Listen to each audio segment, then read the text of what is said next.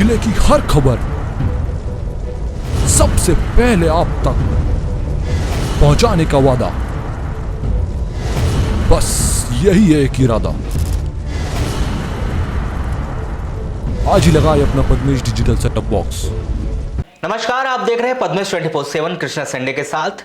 चलिए news bulletin की शुरुआत करते हैं हेडलाइन से। पत्थर खदान के प्रदूषण से मजदूर की मौत, गुस्साए लोगों ने बालाघाट तुमसर मार्ग पर किया चक्का जाम, घंटों तक बंद रहा रोड।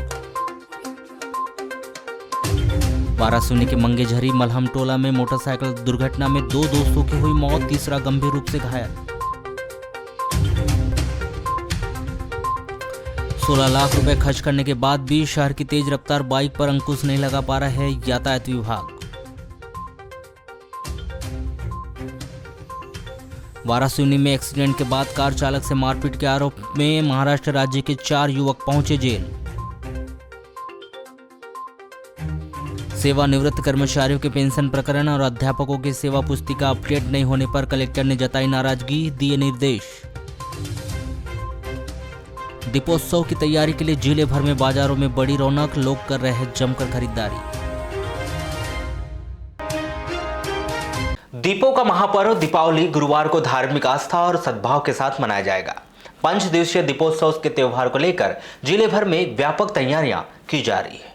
बुधवार को प्रमुख बाजारों में काफी रौनक रही और लोगों ने ऐसे त्योहार को मनाने के लिए जमकर खरीदारी की।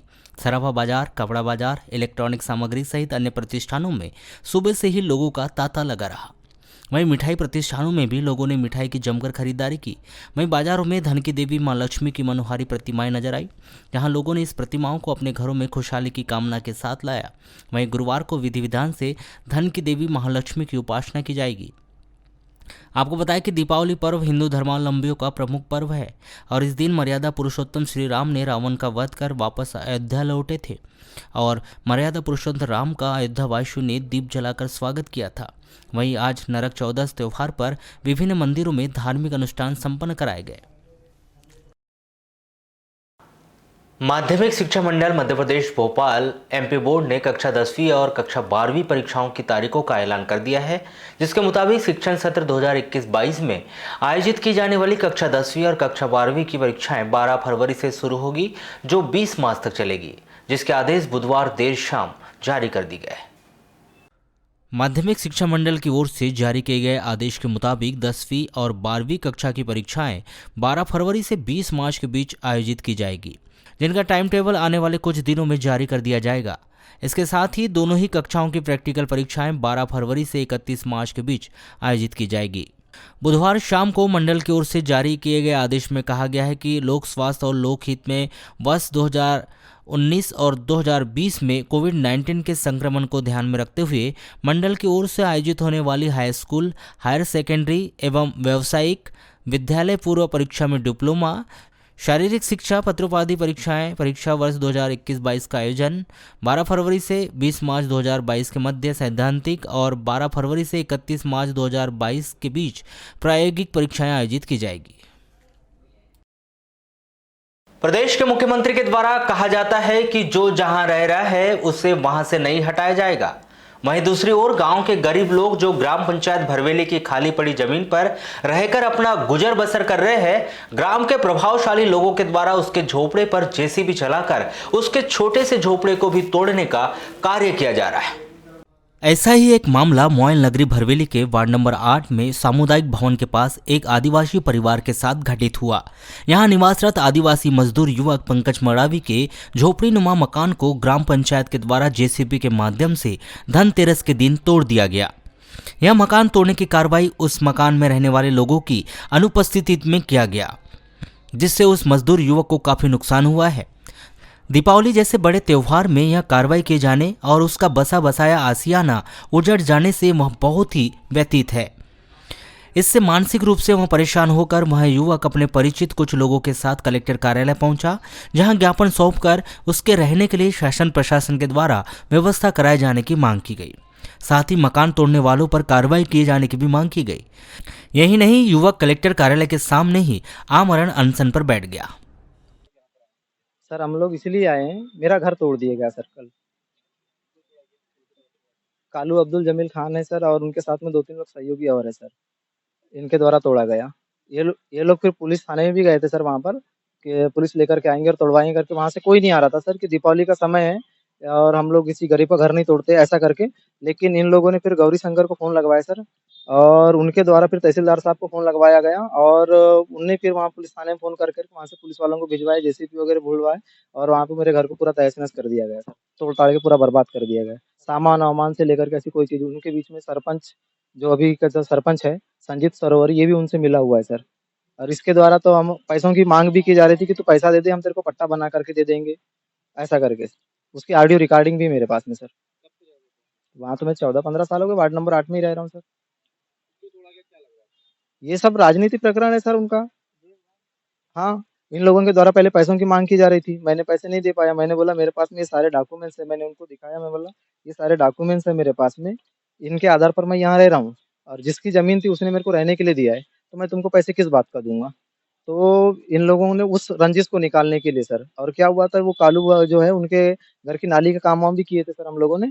तो वो नाली का पेमेंट वगैरह पिछले बार दीपावली के समय की बात है, उसने पेमेंट नहीं दिया था, तो हम सभी लोगों ने उसको बोले थे कि हमको तो पैसा लगेगा इस टाइप का करके, तो वहाँ 2-2 बात भी हुई थी सर। तो लेकिन वो नहीं दिया। हाँ, वो उस जगह को किसी और को देने का प्लान भी सर, वो क्या हुआ था, वहाँ पर बाबा सैलानी नाम का एक ठेला रखवा दिया गया था इनके द्वारा सर, और जिसका ठेला था उससे 1 लाख रुपए की बात भी कर लिए थे इन लोगों ने, यानी मुझे हटा कर किसी और को बेच देंगे ऐसा कर। ये कालू अब्दुल जमील खान है सर, और सरपंच वगैरह। ये हाँ, वार्ड नंबर 6 का पंच है वो, कालू अब्दुल जमील खान जो है। मैं वार्ड नंबर 8 को हूँ सर। कल तो अपन सुबेरे 13वीं का कार्यक्रम था भैया के बड़े पापा जी का, तो वहाँ चले गए थे। घर पे ताला वाला सब कुछ करके, तो पता नहीं इनने कैसा किए, तो अपन ने आके शाम को देखे तो ताला वाला भी टूटा हुआ था, पूरा गिरा पड़ा था। 7:30 बजे आए थे, कुछ भी नहीं था वहाँ पे। सामान वामान भी कहाँ है तो उसका भी अता पता कुछ नहीं है। और नुकसान तो बहुत कुछ था, गैस वेस, बर्तन वर्तन, एक पलंग था, मेरे 2 जोड़ी पायल के थे, कान के थे 2 जोड़ी, एक चैन था, मेरे 11,000 रुपए निकाल के लाई थी मैंने स्कॉलरशिप के, वो भी थे, और मेरे डॉक्यूमेंट्स 8वीं से लेके पूरे कॉलेज के फाइनल तक वाले भी थे, और बाकी बैग वेग बहुत कुछ थे। पता नहीं, उसकी जानकारी ही नहीं है हमको, हम तो सब वहीं पे रख के गए थे। अब किसने किया वो तो पता नहीं, इनको पूछते हैं मोहल्ले में तो पंचायत के हैं कह के बोल रहे थे, बोलते हैं यही हमको न्याय दे। हाँ, जिसने घर तोड़ा उसको कार्रवाई करे उसके ऊपर में। इस आदिवासी युवक के साथ ही ग्राम पंचायत एवं प्रशासन के द्वारा अन्यायपूर्ण कार्रवाई किए जाने की जानकारी लगने पर आदिवासी विकास परिषद के पदाधिकारी और कांग्रेसी नेता भी आमरण अनशन पर इस आदिवासी युवक से मिलने पहुंचे। इस दौरान अपर कलेक्टर के साथ ही एसडीएम, तहसीलदार भी आमरण अनशन स्थल पर पहुंचे, जहां प्रशासन के द्वारा इस पीड़ित परिवार के रहने के लिए तत्काल स्थान उपलब्ध कराने का आश्वासन दिया गया है। बात यह है कि जो सूचनार्थ इन्होंने कोर्ट के माध्यम से इनको दिया गया था, 31 तारीख को इनको सूचनार्थ दिया गया, पंचायती के माध्यम से दिया गया कि आप यहाँ मीन्स आपकी झोपड़ियाँ तोड़वा देंगे, और एक दिन बाद मीन्स तुरंत धनतेरस का दिन था, और उसी दिन इन गरीब लोगों की, अगर इस आदमी की वहाँ पे झोपड़ी तोड़ दी गई।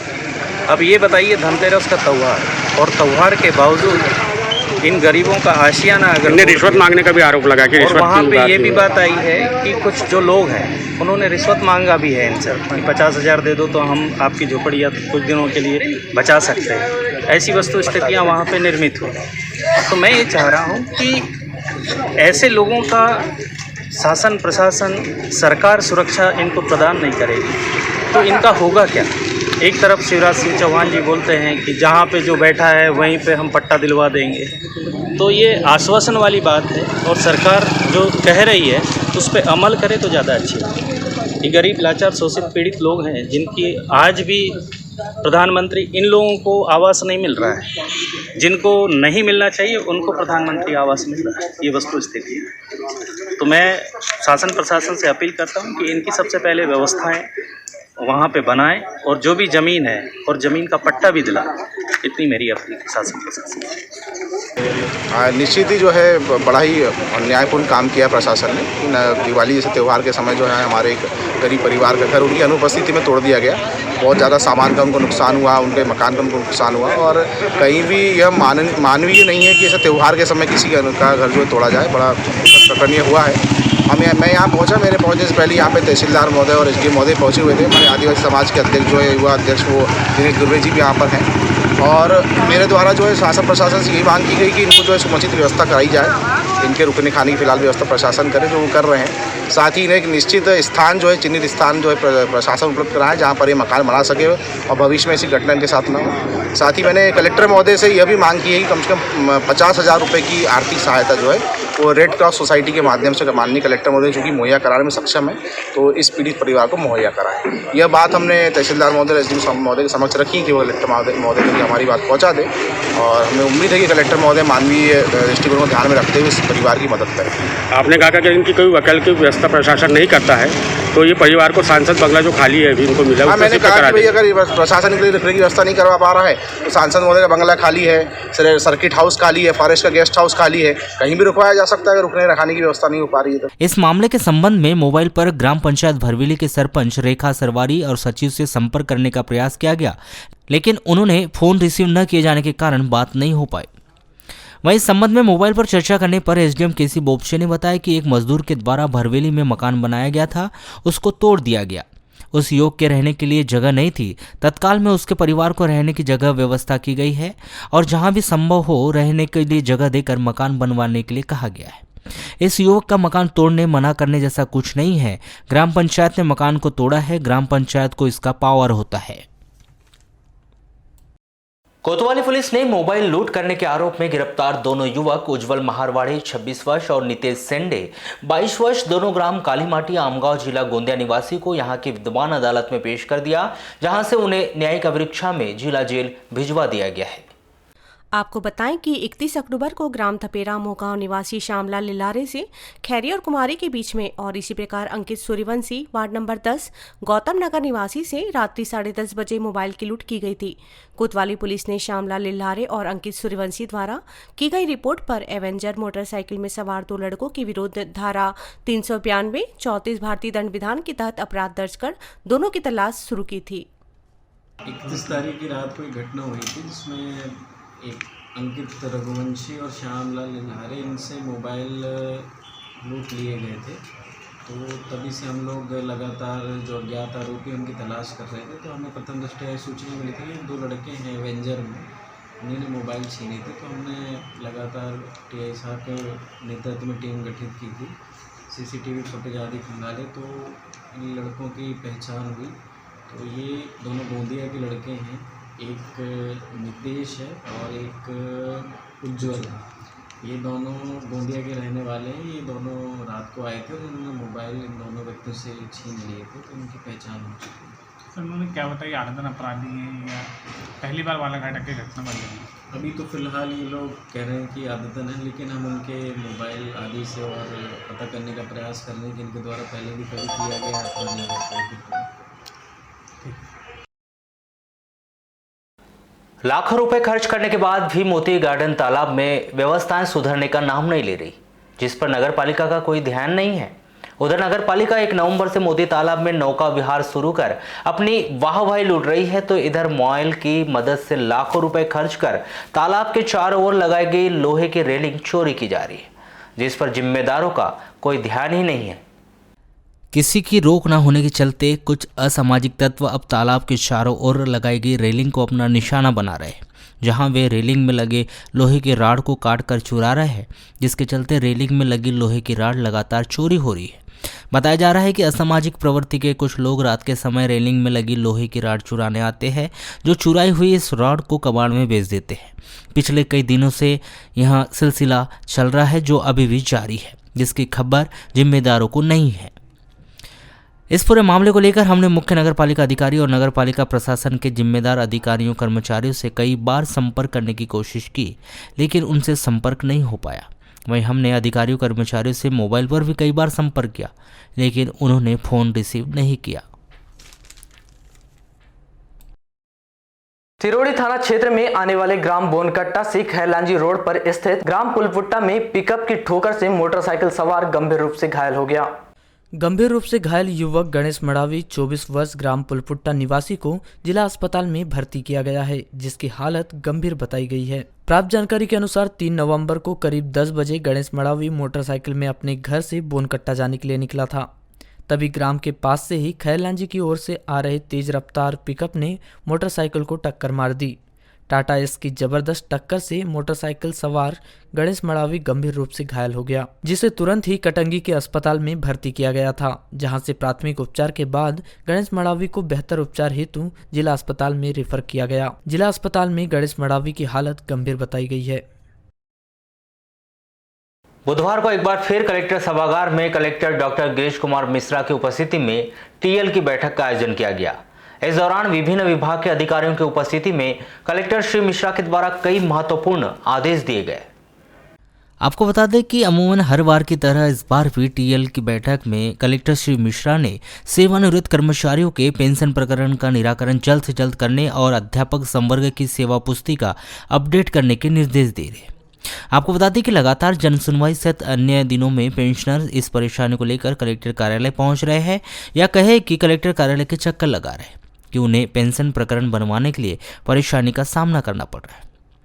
इसी तरह अध्यापक संवर्ग के द्वारा न जाने कितनी बार इस बात की शिकायत आला अधिकारियों से कर दी गई कि अध्यापक संवर्ग की सेवा पुस्तिका अपडेट नहीं की गई है। बावजूद इसके हर बार कलेक्टर डॉक्टर गिरीश मिश्रा यह आदेश दे रहे हैं, जिससे यह स्पष्ट दिखाई दे रहा है कि निचला अमला इन दोनों कार्य के प्रति पूरी तरह सजग नहीं है।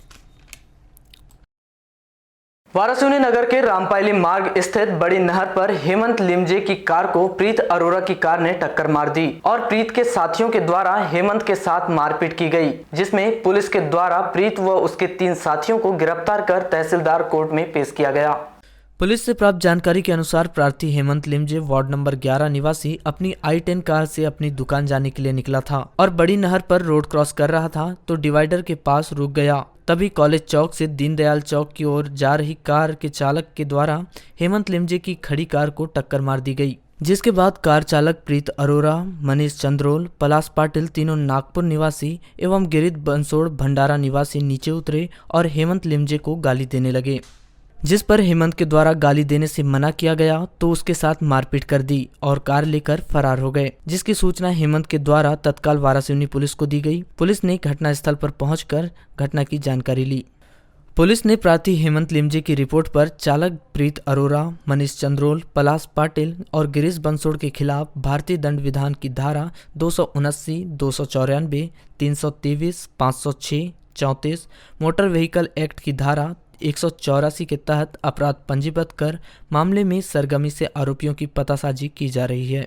तभी मुखबिर को सूचना मिली कि उक्त नंबर का वाहन रामपायली मार्ग पर है, जहां से पुलिस ने चारों आरोपियों को गिरफ्तार किया और एक्सीडेंट कर मारपीट करने के आरोप में तहसीलदार की कोर्ट में पेश किया, जहां से चारों आरोपियों को न्यायालय ने जेल भेज दिया।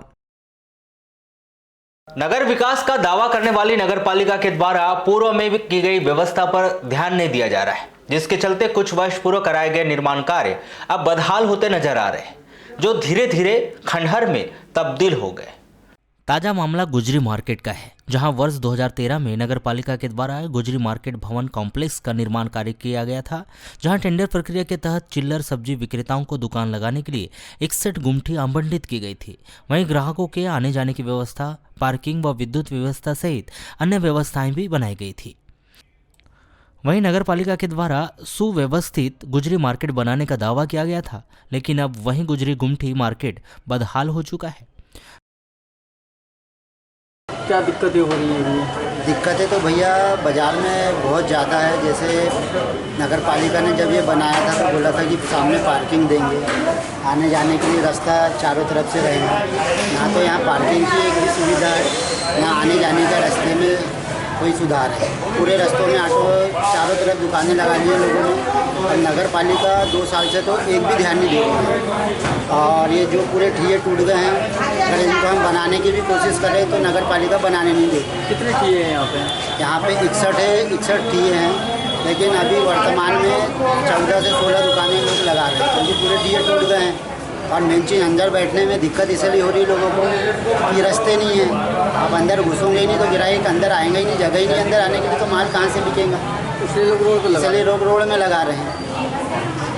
ये तो 2013 में हुआ है। तो अभी वर्तमान में क्या कंडीशन है? वर्तमान में तो ये पूरा धंस गया है। ये देखो मैं 7 से 8 फीट नीचे दबा हुआ है, फिर भी मैं यहाँ पे इस तरीके से बैठा हूँ, मेरा मैदान है। और इस तरह से जो पूरे ठीक है पूरे बैठ चुके हैं। अब व्यवस्था कैसे नगर पालिका करेगी? अंदर बैठोगे तो अंदर कैसे बैठेंगी? पूरा मतलब वहाँ पे ये नगर पालिका वाले को बताया नहीं क्या कि भैया ऐसा खराब होगा? कई शिकायत हो तो आके देखते भी हैं, मगर कोई ध्यान नहीं देता। अच्छा अच्छा, व्यवस्था तो यहाँ किए थे,